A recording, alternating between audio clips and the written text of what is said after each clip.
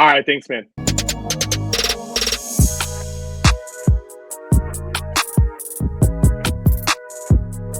Stephen Millhausen here for the Takedown on Sports Illustrated. He doesn't need too much of an introduction. You can catch him every Tuesday night on the CW with the Hall of Famer Booker T on WWE NXT. But also, this coming Sunday from Hershey, Pennsylvania, the NXT presents Halloween Havoc. Man, this is the one and only Vic Joseph. And, there's not – I like Hershey, Pennsylvania for one reason, Vic, and one reason only. You're a big candy guy. Oh, big candy guy. Are you going to try to hit up factory and try to snag yourself some free candy?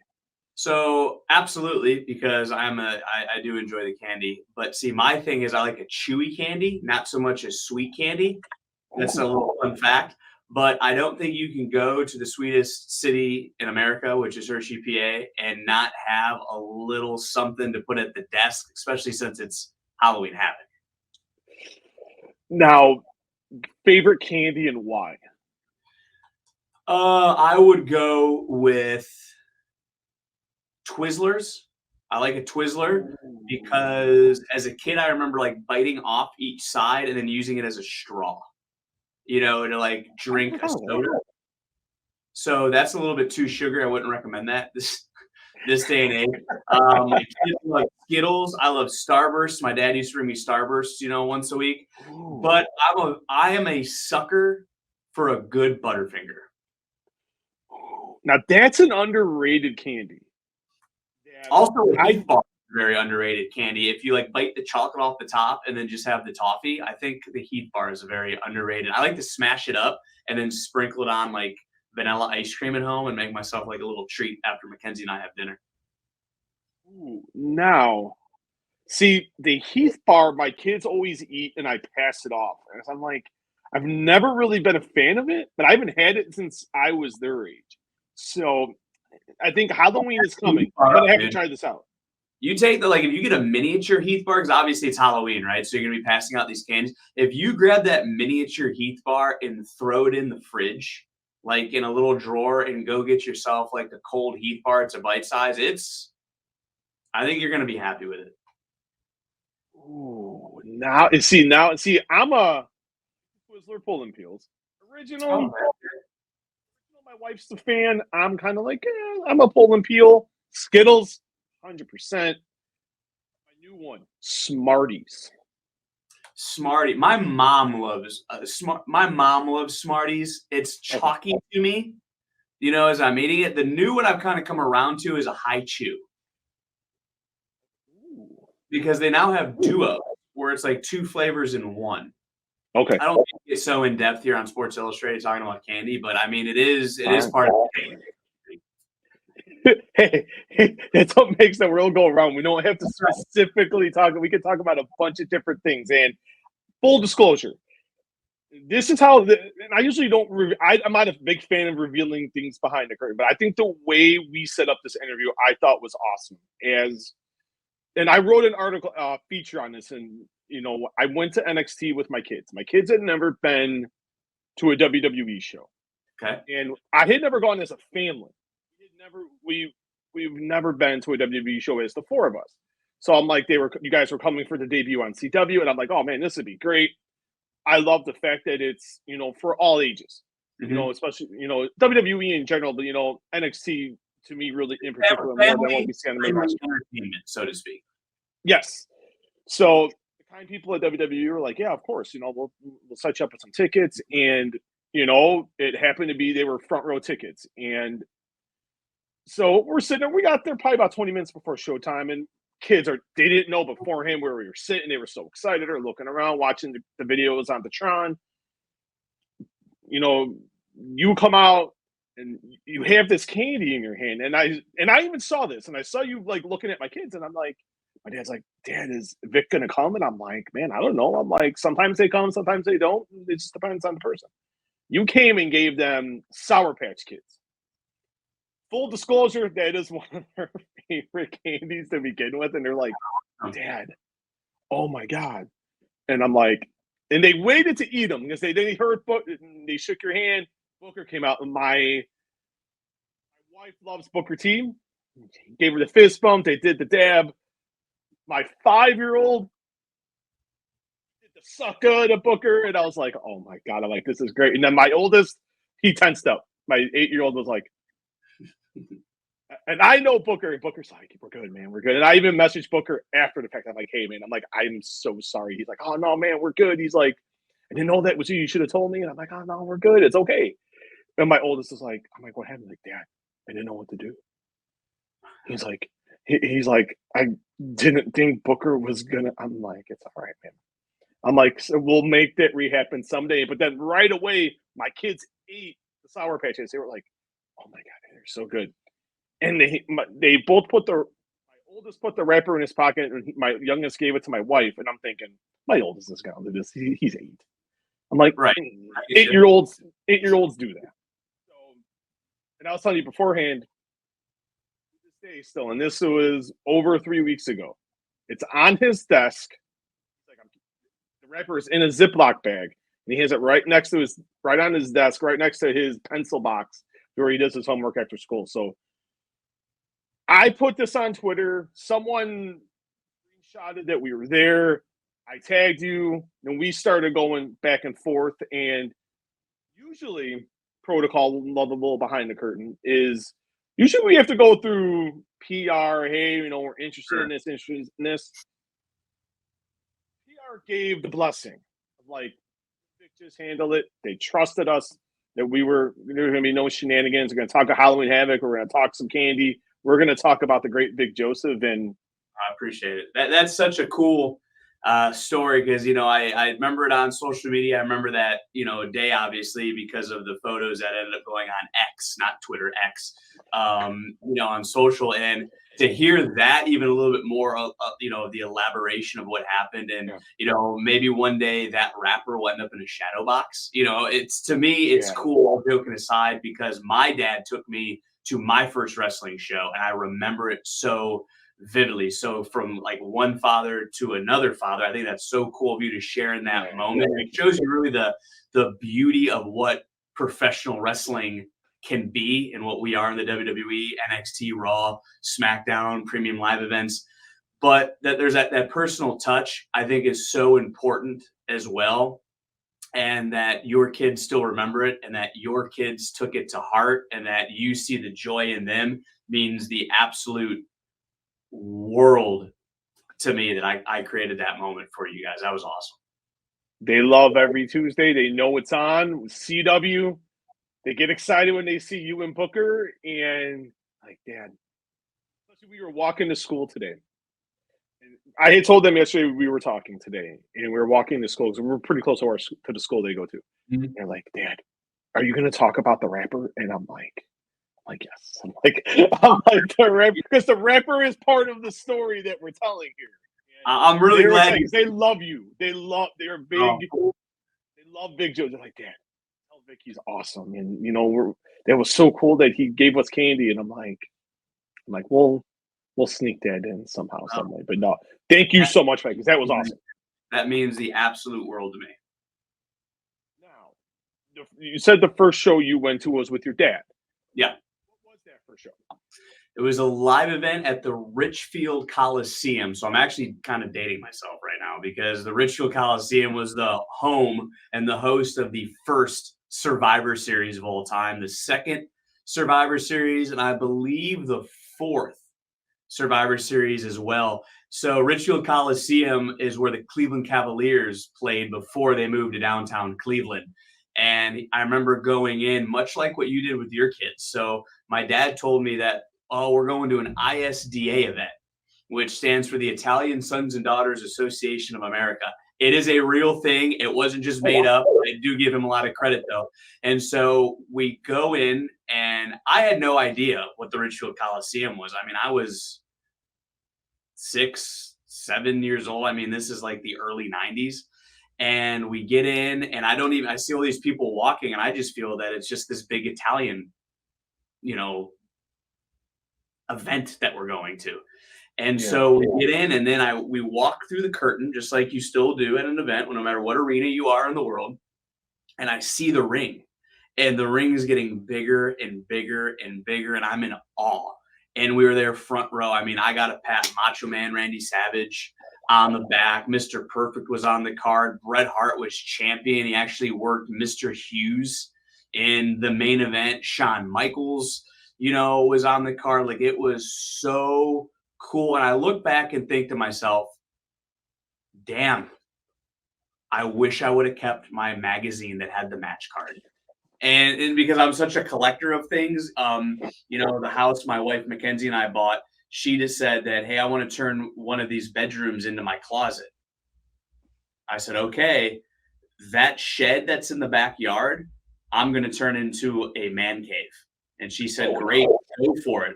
So I have all my memorabilia back there, all my old Hasbros, my Kenner Ghostbusters, my Teenage Mutant Ninja Turtle toys from, the late 80s, early 90s, arcade games, memorabilia I've collected from when I was in sports, a flat screen TV so I can watch my games of Browns, Cavs, and Guardians.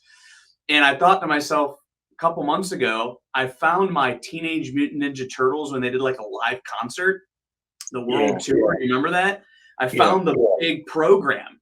And because my mom gave me this box when I turned 30 and was like, this is all this stuff. She called it crap, but it's memorabilia. All your stuff as a child. And I was going through and found like old Browns magazines when the Browns returned newspaper articles, the turtle stuff, toy. You remember Pogs? No. Is that what they're called? They're like the little circles. You like threw the thing down and it flipped them. Oh, I know. Oh, I forget the name of it, but I know what you're talking about. Someone will correct us when this airs. And so I found those in all the containers, but it was all wrestling related. It was like Razor Ramon, WWE, Monday Night Raw, Diesel, Shawn, Bulldog. And I was like, where did all this stuff come from?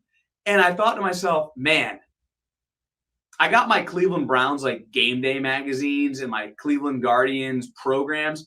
Wish I would have saved my WWE live event $5, program you bought that had the match card. So I wish I would have saved those match cards. And that's something I do miss is the match cards.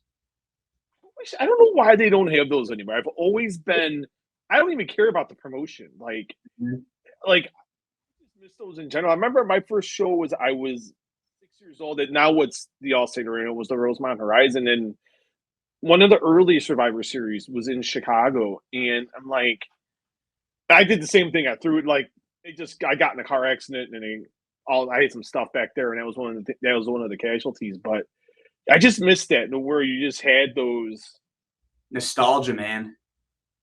I seen on Raw, and when Adam Pearce was a backstage segment with Adam Pearce, I forget who he was talking to, and I like now that you guys are adding like the match cards. Like the show posters in the back. I just think that little bit of touch. Awesome. If you go back to NXT on the CW in St. Louis, a couple of the backstages had some old match cards on it, like Bruno Sammartino. And man, it's so cool because I feel that growing up in what was the Attitude Era, it's pop culture again.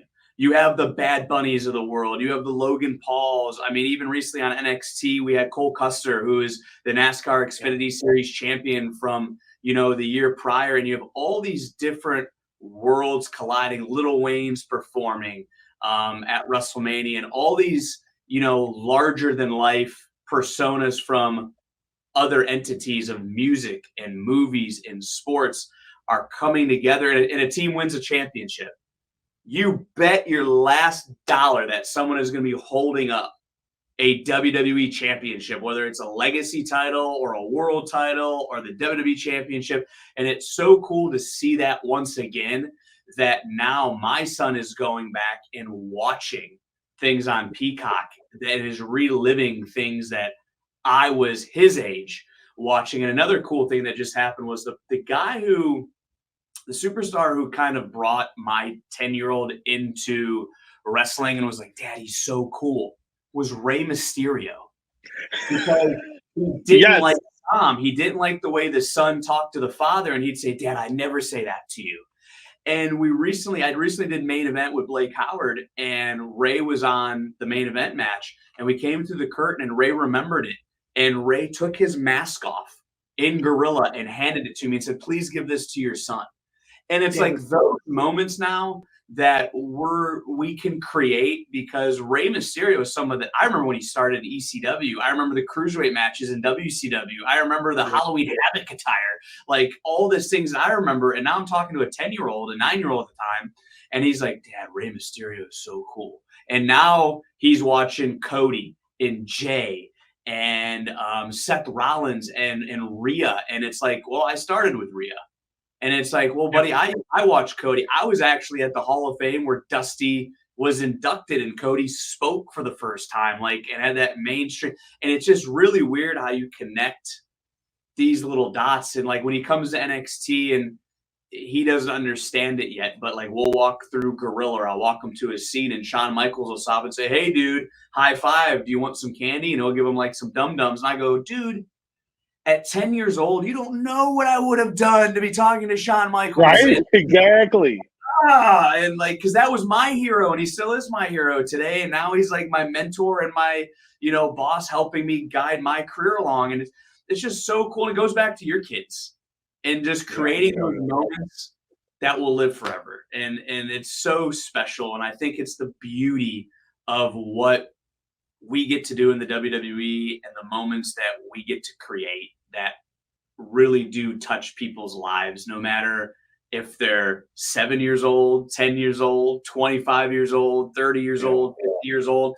It just lives on, and it's awesome to be a part of. That's like what my kids love. My youngest especially is a big Ray fan and was able to get him a mask. I don't remember what show it was. And he'll put it on and he just goes, "R-E-Y, Mysterio, dude." And it's like one of those things I just look at, like, I've been like, "God, that's kind of like, I don't know, those kids are weird." And now, like, I have more of this gratification, the fact that I could see my kids, I'm living through them. Yeah, it's why. And I'm like, this is so awesome. You should show him like Ray's debut, so then he put the mask on, like get behind the couch and try to like jump over the couch, like emulate the entrance, like recreate it. But dude, that's the beauty of it all, and then that's why it doesn't matter where you're from in the world. It doesn't matter your race. It doesn't matter if you're rich or you're poor, you're tall or you're short. Like we all come together on a Monday or a Tuesday or a Friday or the premium live event, and we all come together for this thing called professional wrestling.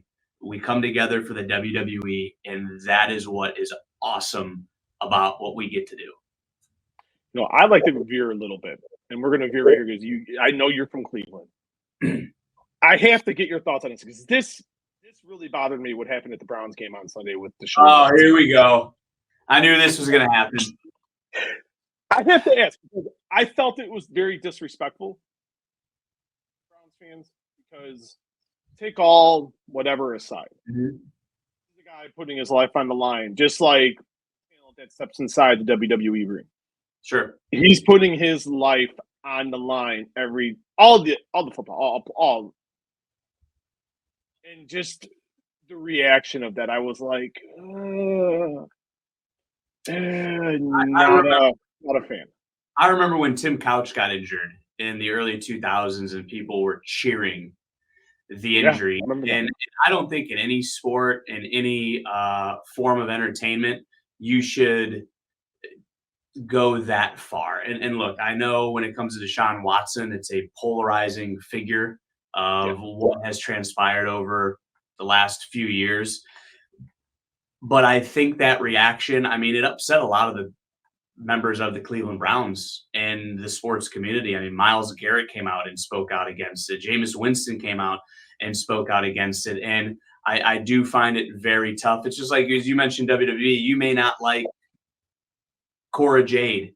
You wouldn't want her to get injured and, putting their life on the line, and going out there and sustaining something injury. So yeah, it was hard to watch. It was hard to listen to as a Browns fan because I was at home in my shed watching it out with Johnny Gargano, and we kind of looked at each other and went, the crowd's going to cheer. And that's just, oh, wow.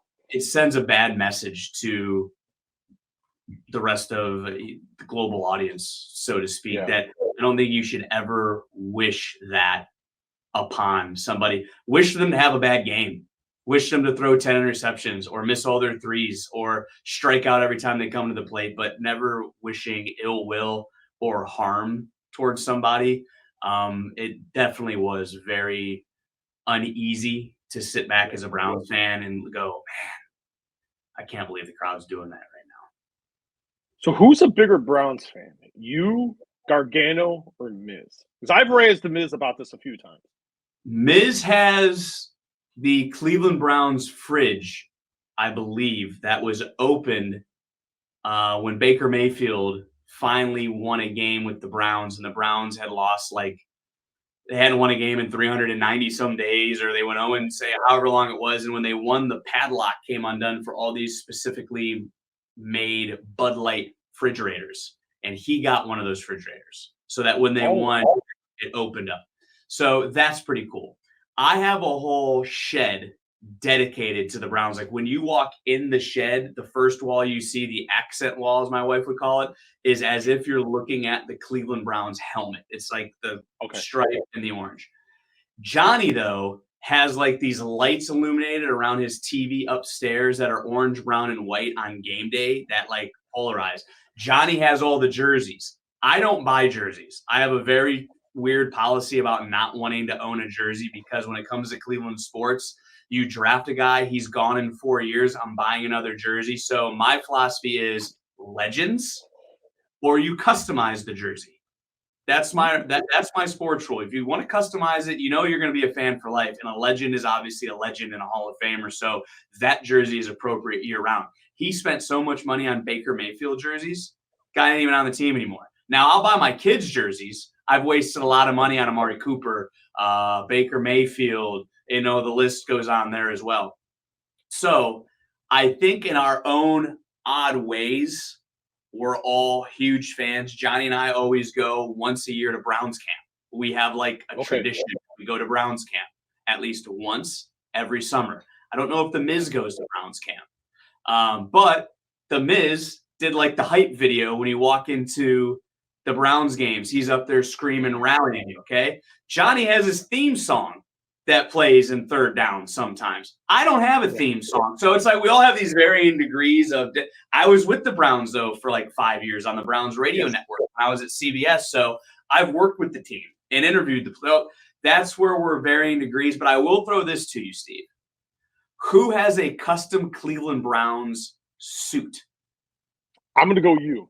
I wore it at SummerSlam. The pants were a way orange 1980 Cardiac Kids with an orange top, and the pocket square was the new logo. And when you open the jacket up, it was the different logos of the Cleveland Browns with a Brown-specific shirt that Kevin Stefanski saw and said, whoever that is, please bring him to the suite so I could talk to him. And Coach Stefanski and I talked like 40 minutes about Browns football. You can, if you want, feel free when this posts to go on my Instagram and steal the photos if you want. I'm giving you the legal ramifications. Go ahead and do that. Now, which year summer was it? This past year when you guys were at Cleveland? Just to make sure. Okay. Yeah, this past year summer. I don't post a lot on social media. I'm very, very terrible at it. Like I used to think it was cool not to follow people, so I only follow like 55 individuals on Instagram, and probably a third of that is family. So it's like I'm not very good at social media, but I do have a very nice Cleveland Browns post that you guys can use to kind of see that suit.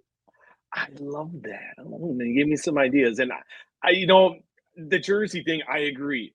Because 2 years ago, my wife bought me a Justin Fields jersey for Christmas. Gone. Oh, and it broke. And I still watch. But it's hard because he's not on the Bears. The Chicago. So I have actually a good Seth Rollins story because he's a big Bears fan. Oh, yes. Oh, yeah.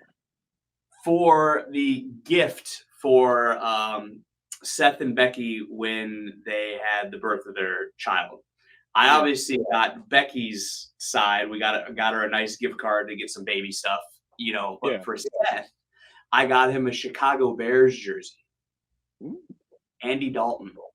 Just because I knew it was funny to me. And I don't think he's ever worn it, and he probably threw it out or he cut it up to wash his car and used it as a rag. But, yeah, that was my jersey. When I talk to, hopefully, I'll be talking to Seth soon, and that will be. He might have blocked it out of his memory, like, oh no, that never happened. That never happened. But yeah, he definitely got an Andy Dalton jersey from me as a gift that he definitely never wore. I think he actually looked at it, laughed, and shoved it back into the bag. And I always find this fascinating because you look at right now with, you've had Ed Nonver come from the world of MLB. He came to WWE, he came to Raw. And then you had Jimmy Smith come from the world of combat sports, and he came over the Raw. Mm-hmm. And now you see with Joe Tess, who is a friend of mine, and full disclosure, I've been friends with Joe for a while, and I love what Joe is doing right now on Raw. And I always find it fascinating when people come from sports and come into wrestling. What was your reasoning of wanting to come from a commentator doing radio for the Cleveland Browns and venture into the world of pro wrestling? This has always been my dream job. I think that's something that people don't know, and they kind of look at it in the way that you kind of described it of, well, this guy, he's got the job because he came from baseball. This guy got the job because he came from Joe Tessitore, by the way, is absolutely amazing at what he does. I have become a better broadcaster just by sitting with him and having dinner and going back and forth in text messages. He should be in consideration, and I don't mean just in wrestling, but I mean in general of sports commentary. He should be in the top names of this generation for the games that he's done, for where he has been. He is absolutely amazing, and I am just very lucky to be able to get to know him even more since he's joined the WWE, because from afar as a commentator, he is somebody that I always listened to and watched and was like, he's so smooth. He sounds so great. And he has transitioned to the WWE because he cares, because he is a fan, because he is passionate about that. And this is my dream. I have been a wrestling fan since I was a child. I used to tell my mom that I was going to be in the WWE. She used to yell at me constantly about playing with my baby dolls. They weren't baby dolls, they're action figures. And I would be in there commentating and doing promos and doing all this stuff as a kid, as a 10-year-old, as an 11-year-old, the list goes on. That my end goal was getting to the WWE. So many people have come to this company, and this is not meant in a negative way. People came to the WWE and then used it as a stepping stone to something else. I used going to CBS, covering a World Series, an NBA Finals, the NFL, the Cleveland Browns. I used all of that to be a stepping stone to get to the WWE. This was always the dream. This was always the end goal. This was the place I wanted to be, was right here. And so it was easy for me, because people also don't remember that I was on the independents for a decade. That's where I met Johnny Gargano and even someone like Greg Iron. I went to a show in 2009 when PWO, which was Pro Wrestling Ohio, was on Sports Time Ohio. And at the time I was doing affiliate baseball in Northwest Ohio for a couple of different teams and NCAA games, and said, here's my credentials. I just want to come in to get experience. Don't pay me. And it was the snowball effect of, you meet this person, jump in the car, go do this. I was jumping in the car with Rhino and going to all these independents and sleeping. You're talking about someone who's working for CBS Sports, Cleveland, and I was sleeping in the car outside of a gas station pilot on the highway just because we had to make the next town on an independent. And then I met Tommy Dreamer and got into House of Hardcore, and that put me on the map. But every time I did something, it was to learn. And Tommy and Rhino and those guys would teach me what it's going to take to get to a level of doing WWE. And when I got here, I hit the ground running because I was already so passionate about it. Like, I came in wanting to do, what do you need me to do? Let me go do it. And for the first few years I was here, including live events, I was a commentator for 205 Live, if you remember that show, for Mixed Match Challenge, for NXT. Not only was I doing those shows, which meant flying over to Europe 4 days a month, every month for 2 years, I also was a ring announcer doing the live event for Raw, SmackDown, and even NXT, along with being a host for some of those live events. So I was wearing all these different hats, but I loved doing it because you were learning about the business. And that was what was easy for me in a transition. And I think it's also easy for Joe, is because we are lifelong fans. We are passionate about this industry, and we truly love being here. Like, I get to come to work every Tuesday and work with the person that was my hero as a child is now my mentor as an adult in Shawn Michaels. I get to come to work at a period of time with my best friend who I was on the indies with for 6-7 years, and Johnny Gargano and Tommaso Ciampa and Candice LeRae. And you get to travel the world and you get to learn about all these different ways of how to do something. It's like ice cream. There's 100 flavors of ice cream. There's 100 different ways to do this. And I get to learn from Terry Taylor, and I get to learn from Matt Bloom, and I get to learn from Johnny Moss. And I get to get into the creative mind of these writers like Johnny Russo or Ed Koskey. And I get to work with Paul Heyman, who's, I remember ECW, Paul Heyman, and the vision that he had. And you get to learn from all these different people and mold it into your own way of thinking. And then I get to work with Booker T. There's also a photo on my Instagram. I met Booker T at a Shell gas station at WrestleMania 25 and took a picture with him. And now he's my broadcast partner. And it goes back to the first WrestleMania I ever went to is WrestleMania 23 in Detroit. I have been to every WrestleMania since, whether as a fan, on the show, or with the company. And every year I look forward to that week, because to me it is the greatest week of the year, whether it's the WrestleMania SmackDown, the Raw after WrestleMania itself, Stand and Deliver, the Hall of Fame, the WrestleMania store that you get to go into, the memorabilia that comes out, the legends that are there that you get to talk to. And I've had a drink with Ric Flair. How freaking cool is that to a wrestling fan? Like, that in itself is awesome. And I look forward to every year. Like, I get on the plane from WrestleMania every year, and I always think to myself, 360 plus more days until we get to do it again. And that is still the fan that is in me. And that is why the transition was easy, because I'm just so passionate and I love this place. Sorry for the long answer, by the way. Dude, no, I've been sitting here listening. I'm a kid in the candy store. I love talking to all you guys and girls because I'm always learning something. And we have one thing in common out of some of that there. No one can have a drink. Having a drink with Ric Flair is a once in a lifetime experience. Yeah, it sure is. It's just cool to sit back and go, when my brother Anthony calls me and goes, "How was WrestleMania?" And I'll go, sorry, my contact's messing up. And I'll go, "Dude, sat down and, was having dinner with Book." And all of a sudden Ric Flair walked in and Book goes, "Nate." And then Nate comes over and he sits down and you're just talking to a living legend. And it's like you're in awe thinking, dude, you're Ric Flair. Like, I feel like a teenager sometimes. Like, when you get your first girlfriend and those butterflies are going through and you get a text message, Shawn will text me and I'll say, "Oh God, Shawn just texted me." And my wife Mackenzie will be like, "Grow up." And I'm like, "I can't. This is so cool." Like, it's wild. Like, Hunter will, when he sends me a message, I'm like, "Oh, Triple H is texting." So it's cool to me because I'm still a fan. I do this. I talked to Rick, God, it was about 2 years ago, and he was doing something different with something here in Chicago.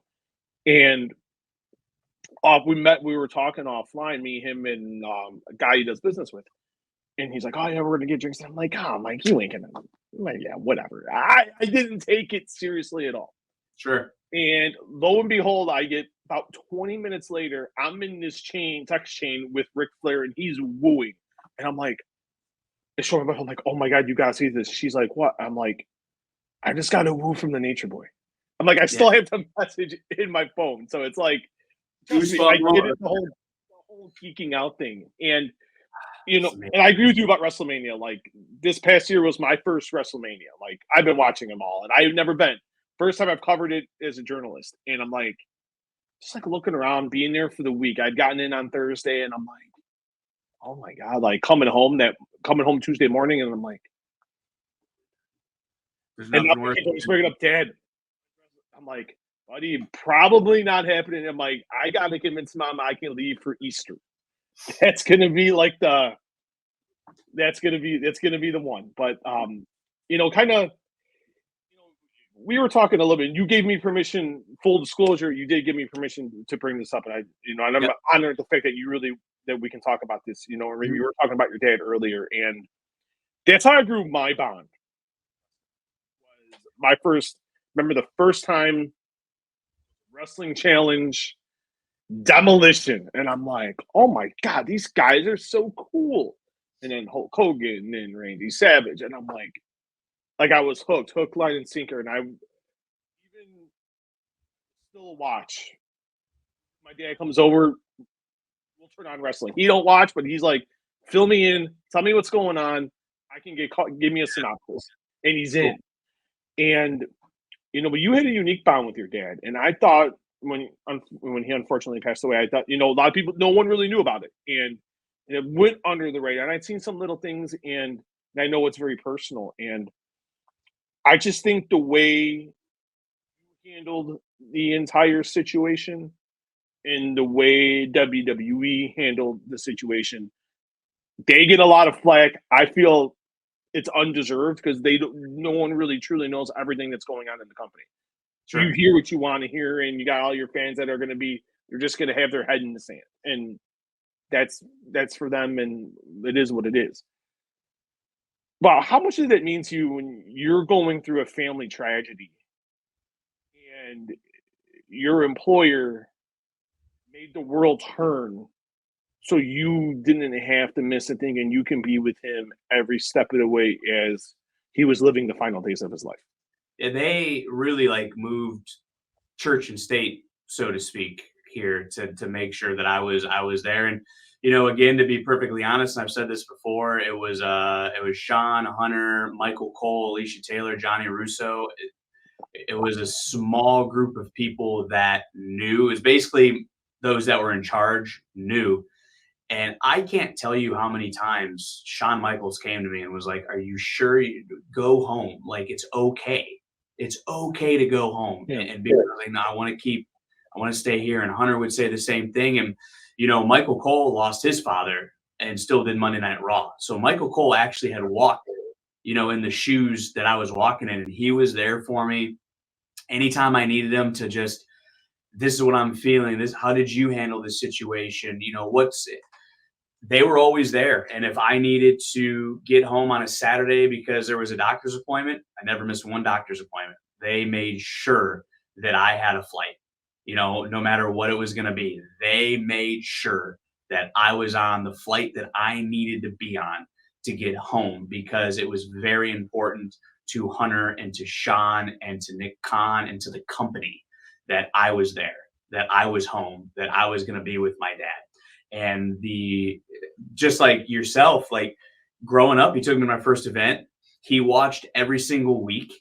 He loved Drew McIntyre. He loved Omos. Like he was watching, and then he'd tell you what he didn't like, and he'd tell you what he didn't get. And he would record Monday, and he would record NXT, and he would record SmackDown, and then he'd fast forward through the commercials. He'd watch the matches, and then he'd call me and he'd leave me voicemails if I didn't answer the phone and was talking about wrestling. And that was our thing. And it turned into a thing with my younger siblings. And then it turned into things I told you with my son, who would watch wrestling with my dad while he was watching his dad, do it. And so that generation goes back to Ray. Like I remember watching wrestling with my dad and watching Ray. And now Yeah. I have my son who is a fan of Rey Mysterio. And it brings, if you want to really break it down, my dad, me, my son, that's 3 generations hooked into this world. And it was very special, the bond that we had, and the fact that he got to watch these shows and see me call a match at WrestleMania and get the WrestleMania program. And he was always so proud of all that. And he kept my trading card in his wallet, which I always thought was pretty cool. But man, for the company to have my back during that. I don't know if I ever will properly be able to describe it. And I'm trying to search for the right word, and I can't find it, because no matter what I say, it will undervalue how it meant to me, how it meant to my family. I mean, my wife, Mackenzie, I remember getting to the funeral home, and they had sent a big basket, for my family. And my mom was even blown away. She goes, I can't believe they even knew, like they even did something like that. I'm forever indebted to Hunter, to Shawn, to Cole, to Alicia, to Johnny Russo, to the WWE for how they handled that situation for me and my family. And that I never once felt that I had to do something. It was quite the opposite. Go home. Go be with your dad. That's way more important. Go spend those moments. And when I told them what it meant to me to be here because of what it meant to my father, that this was our thing, that he would watch. I mean, even when he was sick, he'd sit back and he'd go, turn on NXT. And he'd sit in his hospital room and watch the show. Like he was still, it was something that also was therapeutic for me, that I got to block things out. And I also felt an obligation to the fans, to the WWE universe, that I didn't want to let them down, because I wanted to go to work to make sure that they had the best experience, because they may be watching NXT, and that 2 hours, maybe they're 2 hours to let loose, to relax. And I never wanted my issues to impact that.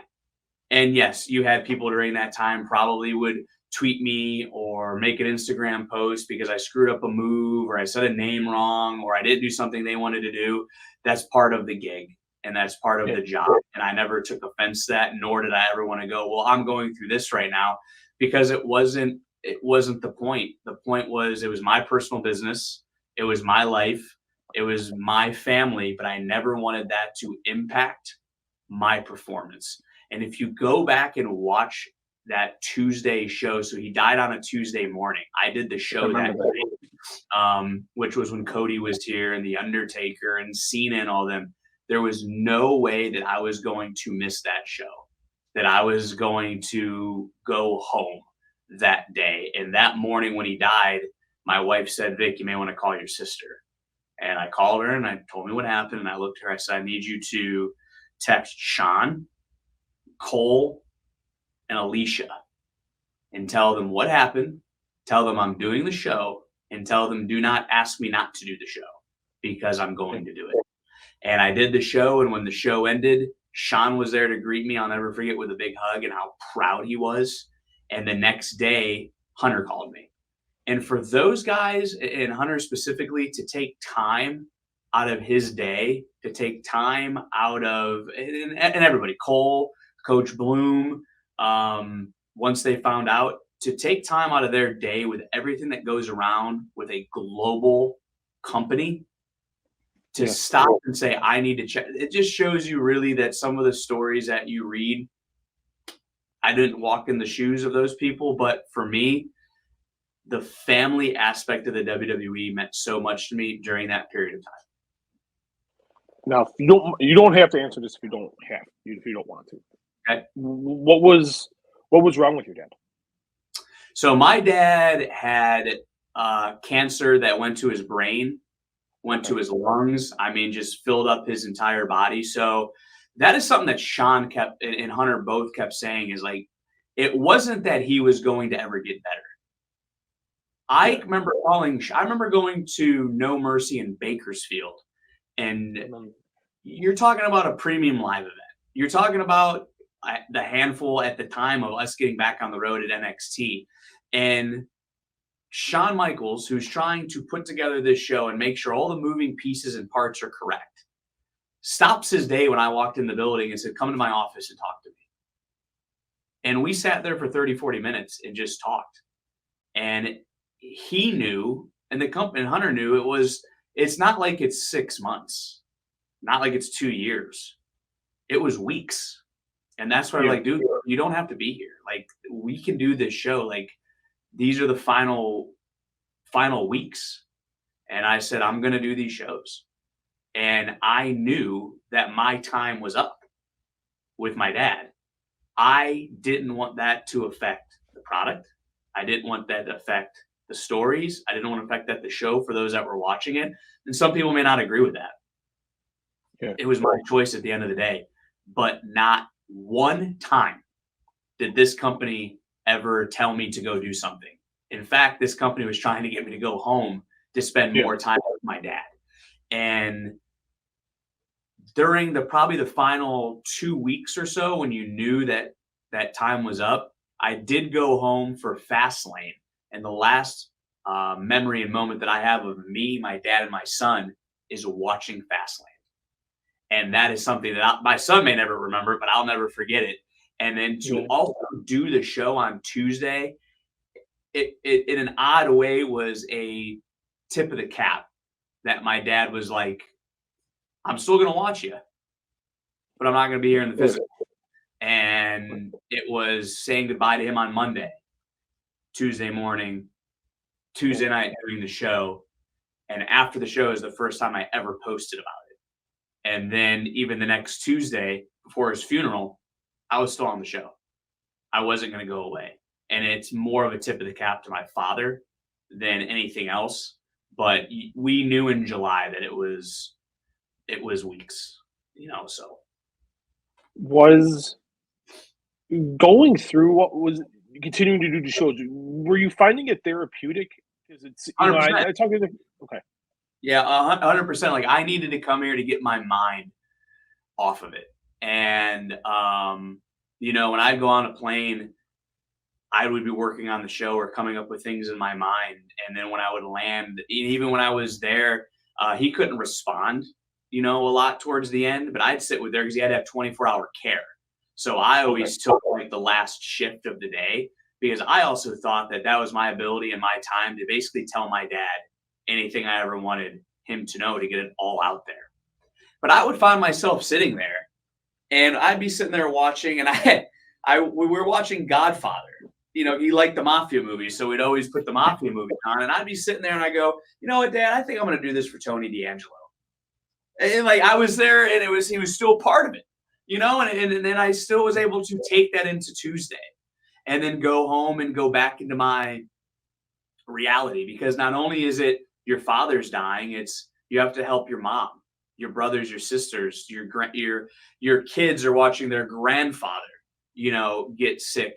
So coming here and working was very therapeutic, and it helped me. And that's why I always have said that the WWE universe and the locker room in NXT and everybody in the WWE helped me get through the toughest time, because for that 2 hours, I was Vic Joseph.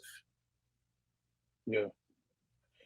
And so sorry for your losses. We never want to lose the people that mean the most to you. And it seems, just from the outside really looking in, that you still have that, the way you're talking about it, and the way you were talking about it before we even came on, that you still think about them every day and you hold them kind and dear to your heart every time you walk through the curtain to do a broadcast.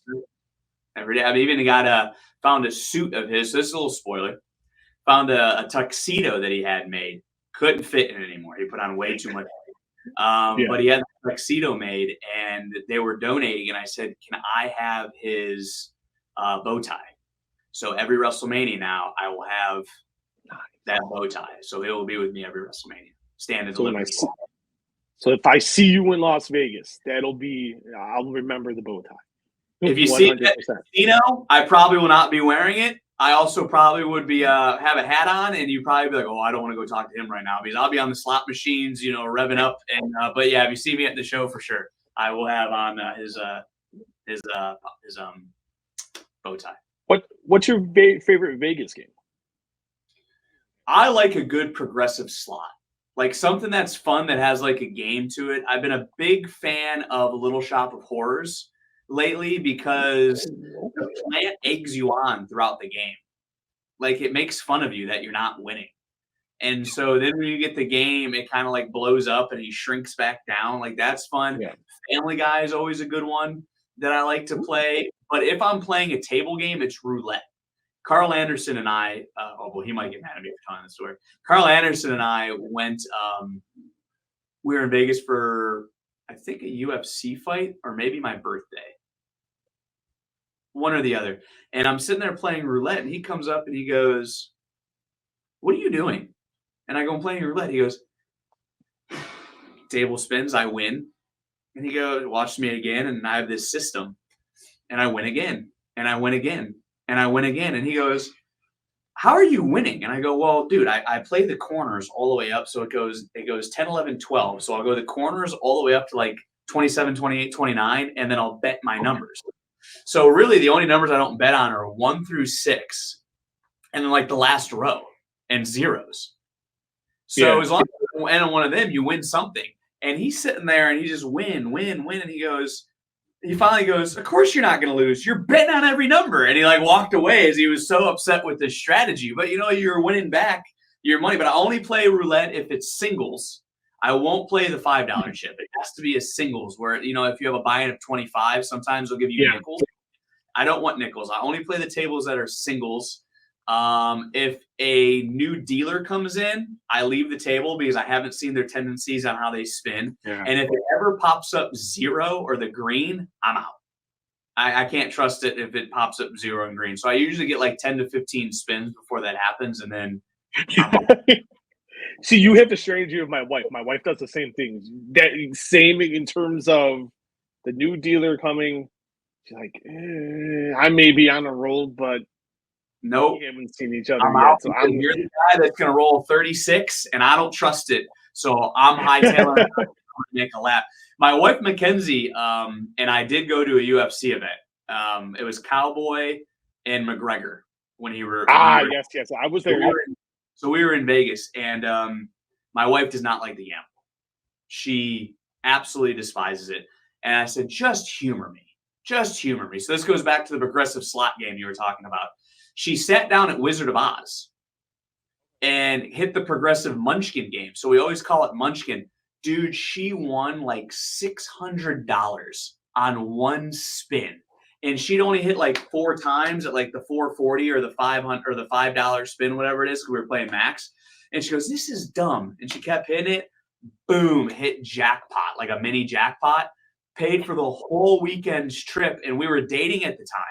And now she said, if we were married and that happened, I would have taken my winnings and I would have gone over to the outlet mall and probably bought myself a pair of shoes or, you know, a new bag. But since we were dating, I let you keep the money thinking it was yours. And I go, that's actually a pretty good. I do appreciate that. Thank you. A couple more questions, Vic, and thank you so much for your time. We can talk all day. This has been awesome. It's greatly appreciated. And you know, are you kidding me? Sports Illustrated. I had Sports Illustrated for kids. I had Sports Illustrated in high school. Like to be part of SI in any small way is absolutely cool to me. That means a lot. That means so much to us, and it's definitely a lot to me. And it's really awesome to hear you say that. And you know, the one thing, to me, this reminds me of like when you were talking about your dad and just everything you've done. And then you were on Raw, and then back to NXT. And how much did that play with your mind? Because for a lot of people, that would have been like, I don't know, and it kind of would really mess with the psyche. And how long did it take you to make that adjustment from calling the PLEs, being on Raw, and then pivoting, to NXT? In real time, to be honest, look, Paul Heyman gave me an opportunity to be on Monday Night Raw, and I've been very open and honest about this too. That I didn't hold up my end of the bargain. Like I failed, on Monday Night Raw. Some people don't see it that way, but I'll never put blame on anybody else because I'm my own worst critic. What bothered me and hurt me the most, that played with my mind, was my life goal is to call the main event of WrestleMania. Like that to me is the most important career thing that I have left to do, is to call the main event of WrestleMania. And that year, as it would play out, I didn't know this at the time, was Drew in the main event. Yeah. That would have been my main event that year. I used to be really angry about it, but then obviously the time we were in the world at that point was like, mid-pandemic, at the time, that there was so much else going on in the world that it was it made me feel in a very negative way of like, I'm upset about this, but people are losing their jobs and people are losing their lives, and this is shutting down the world. That there was bigger pictures at the time. And I remember talking to Michael Cole, and Michael Cole called me and had said, like, look, dude, I know it's tough, but you're going to come out of this, and you're probably going to come out of this better than anybody. And I didn't know at the time, but as you moved forward 6 months, maybe after WrestleMania, there was a time where I got to go do NXT, and I was with Morrow and Beth Phoenix. People forget also that Morrow, Beth weren't at the Performance Center. They were calling the show from their homes because nobody could travel. So that gave me the ability to kind of get my feet going again. And I always say that when Wade Barrett came in, Wade Barrett got my confidence back. My confidence was shook. Like, can I do this? Am I doing this right? How can I improve? How can I get better? What can I improve on? What was really wrong? And it was finding my own voice. And Wade helped me find that. Beth helped me find that. And Booker has taken it to a whole nother level. And it's because when I was doing Monday Night Raw, working with Jerry Lawler, King was great. I wasn't prepared to handle graphics and transitions and A, B, and C of what I needed to do. Now I do it, and I don't want Booker to do it. And it's by design because it is making me better. I don't want to be Michael Cole. I don't want to be somebody from yesteryear. I want to be my own person. I want to be the first Vic Joseph. But you always have people that say, like, oh, he's a Michael Cole clone. And, I've seen that on social media. If you're playing football, why would you not study if you were quarterback Tom Brady? If you're playing basketball, why would you not go study Michael Jordan? Why would you not go study LeBron James? Why would you not go study Steph Curry? I threw Michael Jordan in there because you're from Chicago, by the way. Oh, you did. Hold on. I got to finish my question here. We can't go off on a side tangent here. So, it is, though, getting back to the point, and all joking aside, it did play a little bit in my head of like, am I good enough? But all the people that were there that I worked with, Shawn, Michael Cole, Triple H, they helped build my confidence back to where I am today. And if you go back and listen to 2019 Monday Night Raw, Vic Joseph, in 2024 Halloween Havoc, Vic Joseph, it's a night and day difference. I'm dropping Sabrina Carpenter references on NXT, and I'm taking pot shots at Booker for his blood pressure medication. And like, I wouldn't have done that with Jerry Lawler. I wouldn't have done that with Samoa Joe or Dio Madden, who I had called Raw with. It just wouldn't have happened. I wasn't comfortable in my own skin. But now it's like, okay, CW. I feel so lucky to be part of CW because now I feel that this is my show, for lack of a better phrase. That it's Booker and it's our show. Like, no one's ever done this before. No one's been in this seat on this network before with this brand. That this is mine. I'm not following in somebody's footsteps. Like, we're creating something from the ground up. Booker and I, are. And that means a lot to me too, that it's very difficult in this company to do first evers. And NXT for the first time ever, for as long as NXT's been around, is on broadcast television on the CW. And it's a first. And so going back in hindsight all these years later, yes, in the moment, I was upset. I got in my own mind. I had to work through things. But man, if I didn't have that failure and that rock bottom low point, I would have never gotten to where I am now. I never would have the confidence that I have now. And I don't think my abilities would have been able to grow because I had to fail to succeed. Did you ever think about quitting? Never. Dude, this is just the dream job. Like, I never thought about quitting. It never once crossed my mind. You know, a lot of people also don't know, because I never put it out there, that during COVID that I got furloughed. Like, I wasn't getting paid, and I never thought about going anywhere else. Like, I always believed in my abilities. I always believed in the people around me that were telling me, hey, you're going to come out of this. Hey, X, Y, and Z, that I had so much faith in this company, and I had so much faith in the people around me that I still do to this day, of a Shawn and a Hunter and an Alicia and a Johnny Russo. And my wife was there telling me everything's going to be fine.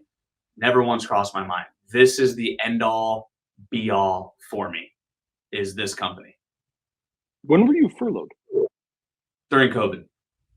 Oh, during COVID. Okay. Yeah, during COVID. So right after, I think, or right around WrestleMania, until I came back. That summer was like 4 months, maybe. Okay. 5 months. Okay. But never once did it cross my mind to go work somewhere else. Never once did it cross my mind to go into a different industry. Never once did it cross my mind to resign or quit. Absolutely not. It will never happen. Talking about the announcing team, and I feel like there'll be a lot of fans really mad if I don't bring this up, and there was something that was on my mind. Samantha Irvin, announced her WWE departure on Monday, and just talk about me, and I can be very, very wrong here. Please correct me if I am. But a once in a generational talent when it comes to that line of work, because she came out of nowhere, and when you got the GOAT Michael Buffer singing her praises up and down, I know Bruce Buffer had done the same thing, and when you're getting that type of praise from those people and other talent in the company, she was something really special. I remember when she came in, because I actually helped train her when she arrived. Okay. And so you kind of knew that she had, as she would say in the music world, she had the vocal pipes to like go to different places that most people didn't have with ranges. And so that was unique, and that was special about it. Alicia Taylor also had a hand in helping guide her along.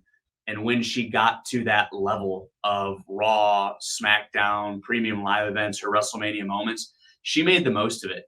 And she did really kick in the door for that area of what we do in the WWE. People don't talk about the commentators. People don't talk about the ring announcers. They don't talk about the referees. They don't talk about the cameramen. They talk about the athletes that are in the ring. And she put a new light on that. I also look at someone like Alicia Taylor and think that Alicia Taylor, who helped train her and hire her, when she was in NXT, there was no one like her. There was no one like Samantha Irvin. Mike Rome has his own uniqueness, and that's what I think is the coolest thing that came out of this, is that it's not cookie cutter. Everyone can be their own unique style. Everyone can be their own unique person. They can let an authenticity about them come through your screen, because I'm not going to call matches like Michael Cole. You're going to hear Cole-isms, sure, in the foundation, but I'm not going to be Michael Cole. Joe Tessitore is not going to be Vic Joseph. Vic Joseph is not going to be Joe Tessitore. It's almost like the movie Taken. I have a unique set of skills that I'm going to implement. That's what Samantha Irvin did. That is what Alicia Taylor does. That is what Mike Rome does. That is what Sarah Schreiber, who is on Level Up. Everybody sounds unique. And that is what also I think is overlooked in the legacy that Samantha Irvin will leave behind, is that she broke that mold to make it different, to allow it to be a little bit more myself. Alicia Taylor was doing it on NXT. Mike Rome had his moments. But when you go back to the Howard Finkles and the Lillian Garcias, and I'm happy to see Lillian back, because now I think you're going to see a new side of Lillian Garcia, where she's going to be a little bit more free. And that's something else that also is unique under Hunter and under Triple H, is that there is a freedom. There is an ability to throw an idea out there, to try something new. There is no fear that you're going to go out there. Did you listen Tuesday? I don't know what the hell Book did, but Book had like this evil cackling laugh that came from like the deepest bowels of his body. And I ended up going on commentary and going, what the hell was that? I wouldn't have done that 5 years ago. You know what I mean? Like, I wouldn't have told him when he was going off on a tangent to check his blood pressure medication. Like, there's no way I ever would have done that. But it's okay. because it's entertaining. It's something that's different. And at the end of the day, Samantha Irvin put light on a spot and on a position that usually didn't get the glamour, didn't get the love and get the joy. And she did it with her own unique spin, which has now allowed other commentators to put their own uniqueness and own authenticity on their position. My kids last night were really like it, to be honest. No, you're not. I agree with that 100%. You know, something because like you said, you never really thought enough, and it wasn't a knock on Howard or Lillian and everyone in between, but it was just something you would never, like you said, it made you grab attention to a position that is very undervalued and put an emphasis on it. And her announcing that just set the wrestling world on fire. And it was like, if that was 5 years ago, it would have been like, yeah, it'd been trending for about an hour.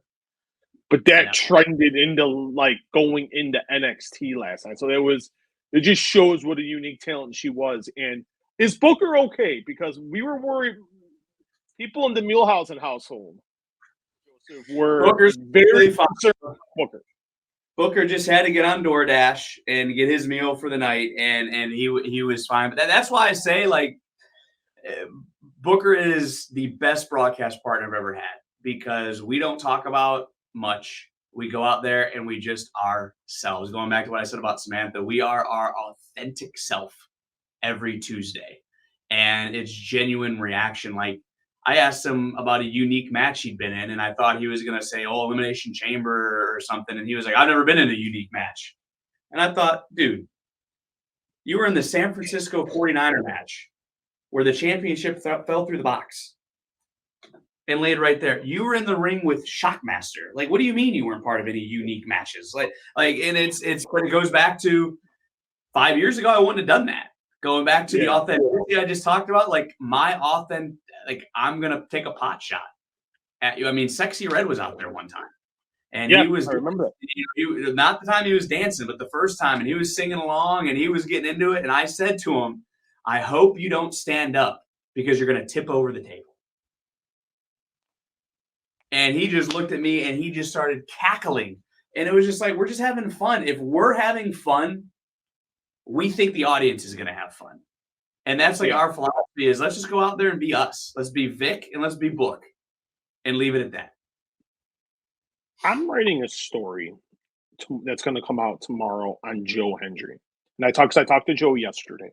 And I knew I wanted to ask you this because you really, when the partnership started with TNA and TNA talent was starting to appear on NXT, you sold it $1,000,000, and the product is really good, and there's no doubt about how good the TNA product is. But he has really stood out. He, even before he came through NXT, he was getting there. You knew he was somebody special. And what was that experience like for you, dealing with Joe Hendry, seeing what TNA calls it a viral sensation, what the phenomenon has been all about? What do you make of everything surrounding Joe Hendry these days? Because he does main event their pay-per-view this coming weekend. Well, not only Joe, but I have to give credit to Jordan Grace. I have to give credit to the MSK guys, Rosemary, the people that came over for that collab, in their own right, were all different and all fun to work with. But I remember thinking of Joe Hendry, and I thought to myself, say his name and he appears. But if you're on commentary and you say, Joe Hendry, shouldn't he appear? So I had thinking to myself of like, okay, how can I make this follow suit but be funny at the same time? And so I purposely would try to say his name and Booker would cut me off. So then at the time I'd go, you know what, screw it, Joe Hendry. And then his music hit and I went, oh my God, it worked. Like, that's the fun part about it. And I never, if you actually go back when he wasn't in a match, I never said his name. I only would say Joe or I would say Hendry. I never said his name together, because if you said his name, he could appear. So I take a lot into my own creativity, so to speak, that I can stay true to who he is as a performer. because, man, I came out and was hitting Book all the time because Book didn't like him. Book didn't get it. Book didn't want to do this. And Joe Hendry turned into a song that Booker was the president of the fan club. And that was awesome. And it was like, great. Now I have something else to work with Booker that we have. And he's just so creative. He was so fun to be around. I feel it was well received, to be honest. I won't speak for everybody, but I'll speak for myself. And just to be able to work with him and to think about what he's going to do in his career, to be a small part of that, is an honor for me, because I think he is an absolute phenomenal entertainer. And he's a great professional wrestler. That helps. That helps. No, he's, when you're out, and this is what I found phenomenal about that whole experience, was the fact that his debut NXT was the most viewed WWE video on social media since WrestleMania. And that just shows the power of, but that's why I go back to like the thing I talked about at the beginning about being mainstream. Like WWE, everybody has their eyes on it. Everything can be bigger, and everyone's like, "Oh my God, look at that! Oh, this, that." I mean, Cody Rhodes was just in the top 5 fanatic athletes, which had never happened before. And I mean, I'm talking Rock and Austin and like it had never happened before. And to have him come in and have that moment also is cool for him as a person, getting to know him and how much it means to him. But man, we've been sitting here talking about when we were fans in the 90s and WrestleMania match cards. And 5 years ago, and what we are now. If you would have told me 5 years ago, hey, TNA and NXT are going to have a collaboration, I'd say, get out of here. Like, absolutely. There is no way. Who are you fooling? Like, I'll take that bet, and I'm betting the opposite of it. Put that on red. Put that on black. Like, I would have broken away from my roulette betting strategy, and I went all in on a solid color. And to see it happen, it's such a cool, unique time in the world of what wrestling is. And again, to be part of it, first time ever type stuff. Yeah. It's so meaningful to me as a professional wrestling fan, as someone who has loved the WWE since I can remember, to see Booker and to have Booker's insight as somebody who went through the Monday Night War, to have a whole different view on it. I mean, it was just great. It was just great for us. It was great for everybody involved. And look at now, he's going to be wrestling for Booker's promotion. Imagine that. Right? I was like, looking, I'm like, wait. I saw it yesterday. I was like, wait, what? And that's what's cool too with like Book, with reality of wrestling, is so many athletes that come in on these NIL deals go to Booker T, because people forget, and I forget too, like, and Booker will tell you, he's had a career resurgence from Bad Bunny. And that's why I go back to pop culture. Like, he has a song from Bad Bunny, the most recognizable artist in the world, called Booker T. And it's like, and I'm working with this guy, and it's like, it's so cool to me to sit back and be like, wow, I remember Booker T Harlem Heat. But he hasn't, and he'll tell you, I haven't been in the ring in how many years. And to come back with Bad Bunny and now NXT and then the CW, and then to have these, it's just awesome.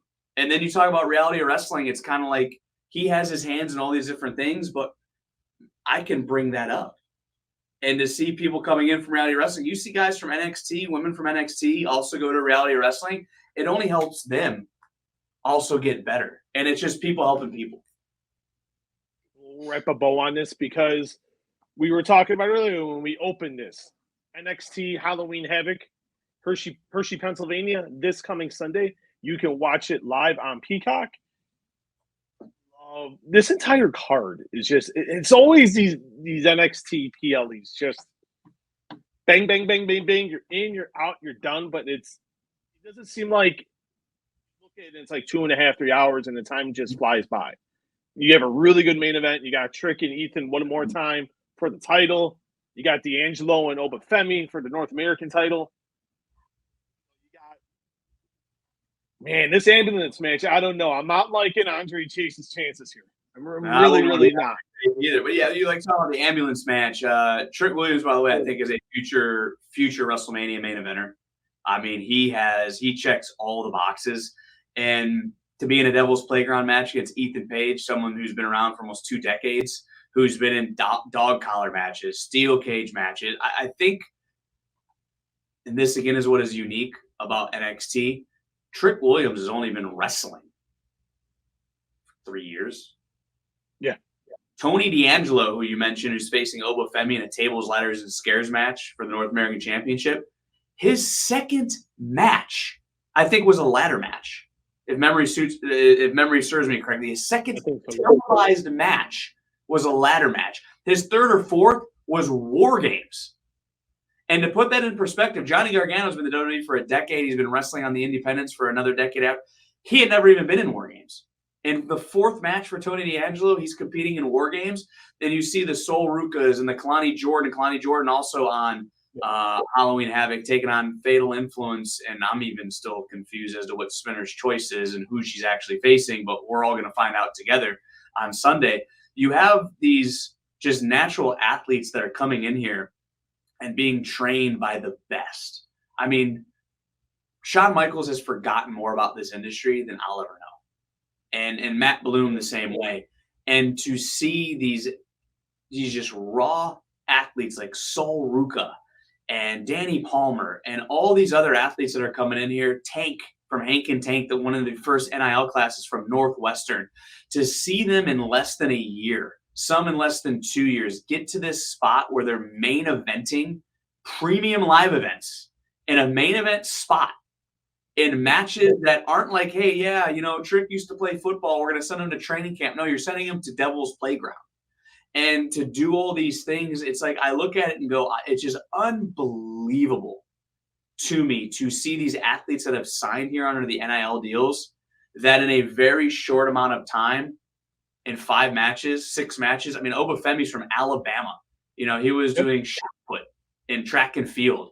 And in 5 matches, won the North American Championship and then held it and became the longest reigning North American champion of all time. And when you see him in less than a year, you're like, holy crap, that's the guy. Like the aura about the guy when he comes out and what he does in the ring and how he looks and how he moves. And it's what NXT has become. Expect the unexpected and see these raw athletes turn into bona fide superstars. That's what excites me about Halloween Havoc, is to see where they have come to where they are now and know that they're on the cusp of what that next level is. And you're right, the 5 matches goes by like that. And you even go back to like takeovers, 5 matches in and out. And that's kind of the system now you're seeing on premium live events of Bash in Berlin, or you go to Money in the Bank. It's like, get in, not necessarily get in, get out, but man, it's entertaining. And it doesn't seem like it's there forever. And that's what's really cool and really special about this weekend is, again, to be part of Halloween Havoc for somebody who was a fan of it and remembers the big Snickers pumpkin, from back in the day, and playing WCW, NWO, Revenge on Nintendo 64. It's kind of like, dude, I'm in Halloween Havoc. Yes, this is cool. This is childhood. The best game ever made by Nintendo 64. I still think it's No Mercy. Because you had the ladder match. This can be saved for another day, by the way. We can shelve this. Me and you definitely will have another conversation. In my shed is a working original Nintendo 64 with Revenge, World Tour, GoldenEye, Blitz, WrestleMania 2000, and No Mercy. Cool. You got this. See, I don't have a man cave. You need to get one. I do. I'm severely outnumbered, and no one wants me to have one. So my office right here, Vic. My office here, a hot mess. It looks great though. I look around. I'm like, okay, well, can you fit an arcade game in there, or like a dartboard, a bar? I can fit it. I can fit a TV. Okay. I used to have a dartboard, and that broke, courtesy of my 8-year-old. But a TV can fit. A dartboard easily can fit. So I think I need to paint too. Christmas is right around the corner. If you've been on the good list, you should write a few things in Santa Claus. Ooh, I didn't think of that. I like that idea. And we'll end with that because I like the way that you ended that there. And you can catch Vic Joseph every Tuesday on NXT on CW, 8 Eastern, 7 Central, along with the Hall of Famer Booker T. And you can see Vic next coming up on Sunday from Hershey, Pennsylvania, NXT Halloween Havoc. You can watch it live on Peacock. We never set a time. Usually only like 20 to 30 minutes because I get a good sweet spot. But this went way long, and I do apologize if you were busy. But I do really appreciate it. My day was for you, for this interview, for Sports Illustrated, and I would gladly do another 90 minutes anytime you want. No, that means a lot, my friend. And we met through Candy, and we've ended up here, Mr. Joseph. So this is the world goes on. Candy the wrestling. It's all about Sour Patch Kids. I'm gonna have to go get me. And I already have the Halloween. I should have brought it down too. We got a big bag already for Halloween. That's gonna be part of the passing out of the candy for all the. We're gonna get gobs and gobs and gobs trick or treat. You know what? I hope one of your children decides to dress as Vic Joseph for Halloween and hand the candy out the same way that they were given the candy. Vic, I got bad news for you. What are we going as? This is a shoot here. Uh-oh. My oldest, who has your wrapper, his desk in his Ziploc bag, he's going as Johnson. He's going as Johnson. I mean, I would probably choose Johnson over Vic Joseph too. There's only been one person that has ever dressed up as me for Halloween. Has to be one of your children. No? Perhaps one of the greatest women of this era. Bailey dressed up as Vic Joseph for Halloween several years ago. If you ever interview Bailey, you should ask her about dressing up as Vic Joseph for Halloween. I have not talked to Bailey in a minute, and I'm gonna have to make that do very soon. And I got my Seth Rollins and Andy Dalton.